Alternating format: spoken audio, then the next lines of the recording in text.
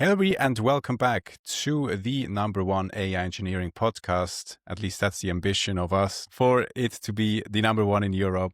Today we have a lot of topics for you prepared. Actually, we're doing a little bit of a deep dive into one particular element that we've been engineering just ourselves the last few months, which is OCR models. We're going to explain maybe the use cases, if it's a tool or if it's a separate model, and why this actually could unlock significant business value and even actual monetary value for your clients. The second topic of today's show, which is episode 37 of the Swiss AI podcast, we're going to talk about multi-agent systems and if these agents have their own language. So, welcome back. That was a long intro for a short It's episode. good to be back. Yeah, we have a lot of topics, so we have to run through them quick.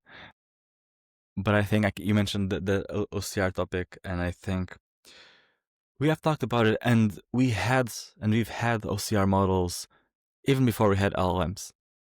It's been like a very studied field, so there are a lot of ways to test these OCR models. I think because of these multi-agent systems, because of what we're building with GenAI at the moment, OCR gained a new relevance that people were mostly discarding it as, well, it works and it's kind of okay-ish. It fails at times, works at times. But now, not only is it a lot better, but it became important again for these multi-agent systems. Because you want to connect whatever your system is to actual physical papers, physical scans, maybe CCTV footage of your office, of your factories. You want to connect it to the world. And Cyril, I think, wants to connect it to robotics. So these vision models are increasingly important. Yeah. So that's usually the way I look at it. Jokes aside, OCR, especially if you're building multi-agent systems for businesses, is basically giving the LLMs or the large language model somewhat a little bit of the capability like an eye, right? So you have many scanned documents, especially if you're running a document-heavy business, for example, an insurance company, a bank, maybe a legal company, or anything in between.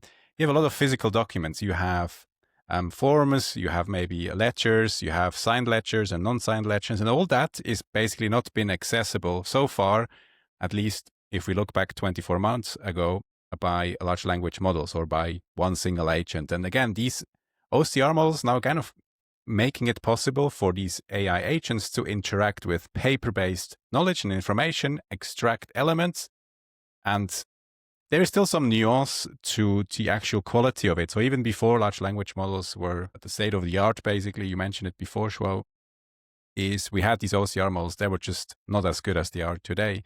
Maybe we can put it on the screen here, just the current leaderboard. If you are actually building OCR models, there is a vast array of services you can use out of the box. Or, as you can see here on the leaderboard, you actually are using open source models. If you're running on Azure, you can use Azure Document Intelligence, the service particularly done by Azure, Textract in AWS, and so on and so forth. So these are a little bit, either you go for an open source model or you go for a service. What's the reasoning, Shuo? Which one would you recommend for maybe an AI builder starting with OCR, and where would you take it from there? I think there's a surprising amount of value in the open source one, in the open source like option. In LLMs, open source exists and they're good and they're getting better, but it's very hard to deploy them locally, especially with RAM prices and memory prices going through the roof. If you want to buy GPUs or want to like build some kind of data center locally, for LLMs, it's almost impossible. For OCR models, in the list of OCR models, top 10, top 20 list. And it really depends on what kind of OCR you're trying to do. So are you trying to get graphics and like charts and tables out of documents? You want to get really fine text from human handwriting. Different models will be good at different things, and you can use a mix of them. But open source, because the models are not that big, you can deploy them and run them locally or in a cloud setup fairly cheap. And so it becomes a better value proposition than using AWS Textract or Azure Document Intelligence, Google Document Intelligence. So these services are pre-built for you, but they do charge a very heavy premium. And if you're starting out in like with a smaller company or you don't want to go full in just yet in terms of budget, open source for OCR, at least like for these vision models, is incredibly valuable and I think a better option than most of these pre-built services. But you still have to set it up in your own, or kind of in your infrastructure. So that's a little bit the downside, maybe, no?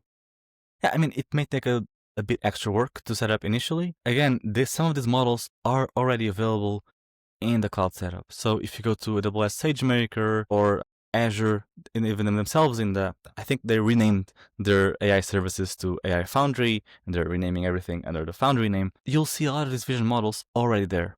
So you can use them pretty much from like a zero setup cost and see how they perform on your documents, on your images, see if you can get the information you want. Because you can use their own text extraction, chart, table, forms extraction services, but they are surprisingly expensive, especially at a scale for a business. And so do try open source. It's not that hard to run them. You can run them on your laptop if it's fairly okay. And it's easier. It's getting easier and easier. You can ask ChatGPT for help if you want. Maybe Or just us.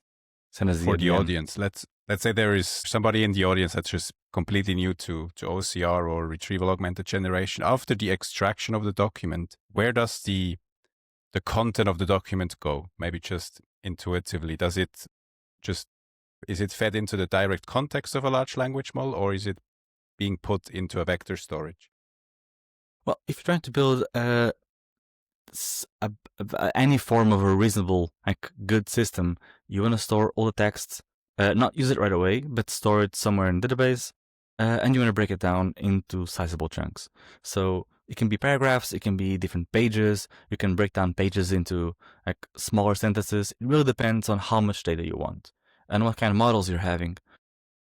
Nowadays, with normal LLMs for these RAG systems, you can put a lot more context than you used to do in, I think, 2 years ago. And so you can store, for example, if you want to do it really fast and really dirty, store whole pages. So each page is its own block, and you can just show page 6, page 7, page 19 of a document to a model and use it to help ask and help answer questions. And again, you have to search this or store this in the vector database, put it in the database the text, but also embed it.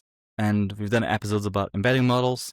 There are also a whole array of embedding models out there. It's also incredibly valuable to use open source ones because these are smaller models than full LLMs.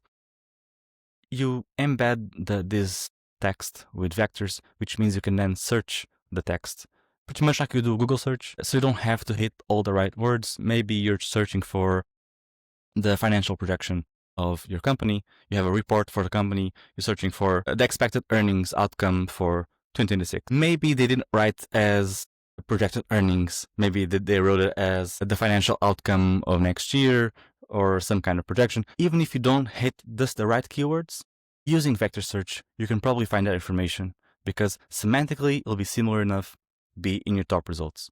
You show the top pages to the model, you ask the right questions, and you get just the perfect answer for what you want. So maybe if I can summarize it in different words. So basically, it's the exact same process like you would do retrieval augmented generation with regular documents, like actual PDFs.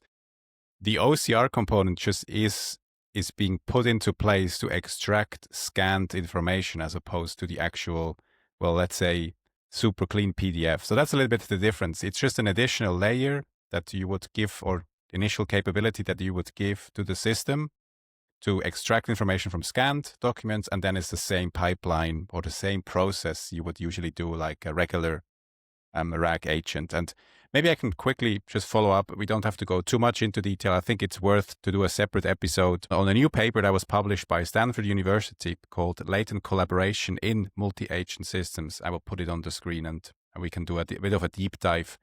And what's the implications maybe in a separate episode. But here's just a little bit, let's say, the overarching high elevator pitch of why this paper could actually be pretty game-changing. I mean, it's something we brought up a few episodes ago when we basically mentioned, I think it was in July or August, that LLMs are about to reason in their own language. And the way an LLM works, it goes through many different layers. At the end of the day, there is a last layer, a last transformer, basically operation. And then after that, it's been put through something called a softmax function. And then there's a probability distribution of what comes next. It's a little bit like more or less a multi-layer system. And until this very last layer, there is not really any token being produced. It's only after the last layer, basically. The reasoning happens basically by doing this ongoingly. So this whole process, this feed forward the network process being ongoingly to reason. That's basically reasoning explained, just tokens after tokens after tokens. What this paper now suggests is, instead of doing the actual feed forward until the very last layer and then doing the token and prediction, it's basically interacting within the latent space, meaning the multidimensional spaces before the token is actually being spit out of the network. It just gives a little bit of a nuanced understanding of, again, faster inference, because it actually doesn't have to go through all the layers and then compute the token. And it also is seemingly a lot more accurate in terms of reasoning, because it needs a lot less tokens in the first place. Joao, do you think this is like the next breakthrough, or this is just another step towards maybe a slightly better system? Where do you stand here? I think everything is a step to a slightly better system. It could be a breakthrough, and it really depends on how it's implemented in the models. But we've had this, I call it an internal monologue. So the reasoning is basically an internal monologue for the LLM. It's talking to himself, thinking of, okay, the best approach to do this is this. Maybe I'll check that information. I'll check the document. Maybe I'll go online for something. And then when it stops and it finally thinks it's done with its internal monologue, then it speaks and it outputs the text that you want, probably an answer, some kind of reply to your query. To have it in a non-human language, it could be, and it is extremely beneficial. Like, all the data points to the model. It's faster. The internal monologue becomes faster. It becomes more effective. The final answer, when it actually comes out in human text, it's a better answer than it was when it was trying to use English or French or a combination of whatever language you want. The problem is, if you use Gemini, if you use ChatGPT, or I think even Grok does it, you can expand the reasoning. And maybe you don't see the full reasoning tokens of the model, but you see at least steps that are happening. So you know roughly where it's going. And it's been like more than once I have seen where the reasoning was going. I notice, oh wait, it's going the wrong direction. Maybe I asked the question wrong. It happens, like if you're using the chatbots all day, every day, you notice that sometimes your questions are not super clear. But if we somehow change this reasoning to be a more effective, like, machine language, like, so it's doing the internal monologue, but in its own vector space, so it's using numbers to think instead of words, it becomes increasingly harder for us to track what it's actually thinking. On one very corner of the room, people with tinfoil hats saying that's how things are going to end up for humanity. The model is going to start to plot against us. In a more, let's say, feasible, moderate part of the room, I say it becomes a little bit harder to see what the model is doing while it's doing it. You'll still get your reply in whatever language you want.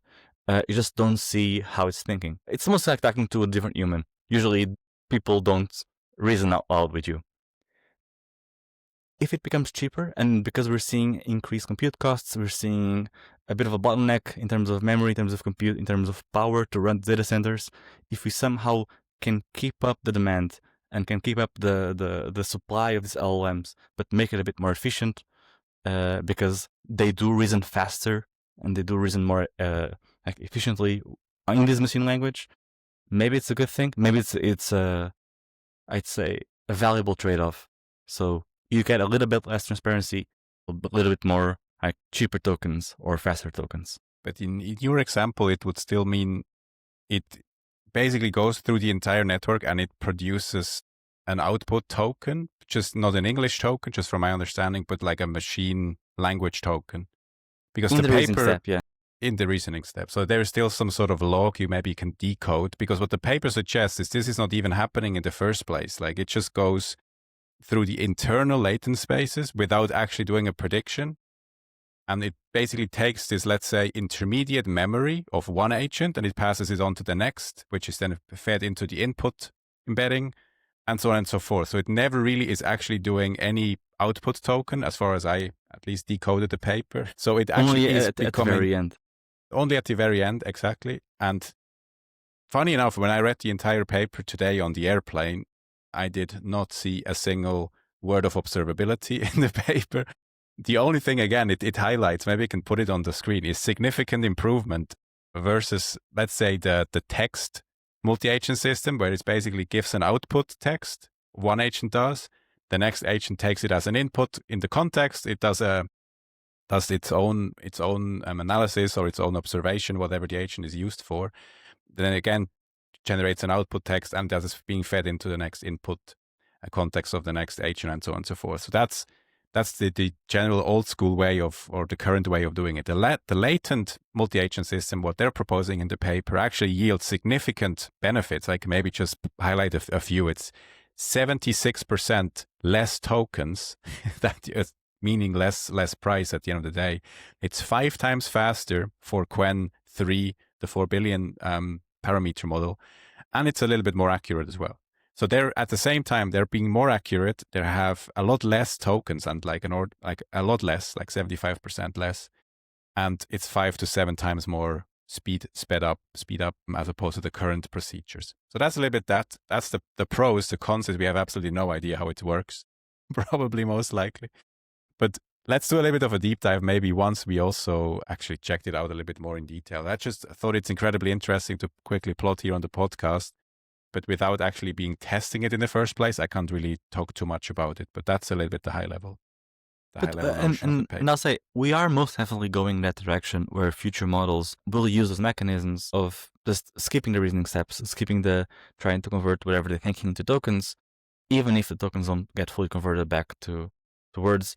Like, this is gonna process more and have a more of an internal monologue in the latent space, in the vector space. This is where Anthropic, again, one of the 3 major players, sometimes number 1, sometimes somewhere in the podium, they have been putting a lot of focus in their research about this. The papers that have been coming out is basically creating models where their only purpose is to convert whatever this latent space into trying to understand what the model is thinking. So they've been creating models to see the thoughts of LLMs, and it might become more than interesting in the near future. But we'll see these new LLMs, if they bet on it, or if it becomes something in the research for one of the builders later to try out. Yeah, I mean, it's certainly an interesting thing. I think it could be the next, let's say, way forward. But at the same time, if you want to engineer it as a builder, and if you don't have access to the latent spaces, meaning you probably need access to the architecture and the weights, the parameters, and the entire model probably has to be open source for you to do that system. If you don't have access to that, you probably can't do it for closed source models. That's just my best read into the situation here. But maybe let's do a bit of a deep dive in the future episodes. Again, paper is called Latent Collaboration Multi-Agent Systems. A very first, very great attempt, again, by Stanford, University of Illinois, Princeton, of how these multi-agent systems not reason through text outputs, but actually reason through latent spaces, and then passing on this memory to the next agent and to the next agent and to the next agent. And just humans have no idea what's going on. So that was it for the episode. We have to jump to an engineering call. We always do. But that is episode 38 in the box. If you have any questions, maybe on this paper or from future topics we should be covering, feel free to drop a comment. As always, we are shooting this episode every single week. The latest on engineering and ideally the latest on business value creation at the same time. And yeah, see you just in a few seconds, Joao. And for all you in the audience, see you in the next episode. Take care. Bye-bye. See you next week.